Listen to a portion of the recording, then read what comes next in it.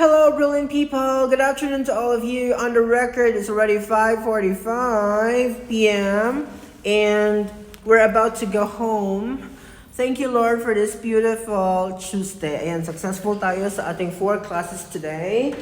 Nag-conduct lang naman ako ng oral examination sa kanila. And of course, namigay tayo ng mga reward. Masaya-masaya sila mga my dear. Kung pwede ko lang i-video na ko, just kung makikita nyo talaga yung mga ngiti nila, mga sigawan. Tapos yung pagpapasalamat nila, of course. Kasi grateful yung mga batang yan. So anyway, papunta tayo ngayon sa PX Mart kasi yung nabili ko mga candy last time, hindi siya enough mga my dear. Nagkulang talaga. Nabigyan ko na yung 4 na klase ko ngayong araw. Pero nakita ko na, konti na lang yung yung reserve ko.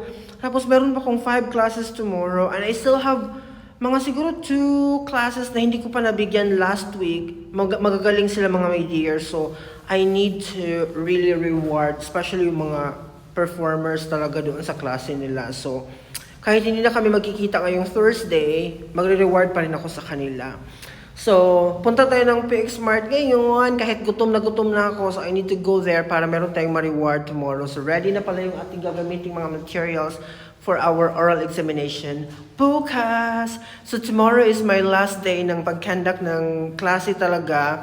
Kasi on Thursday and Friday, examination day na po nila. So, thank you so much everybody for watching. Thank you so much, Lord, for this beautiful Tuesday. Another successful moment. Bye-bye.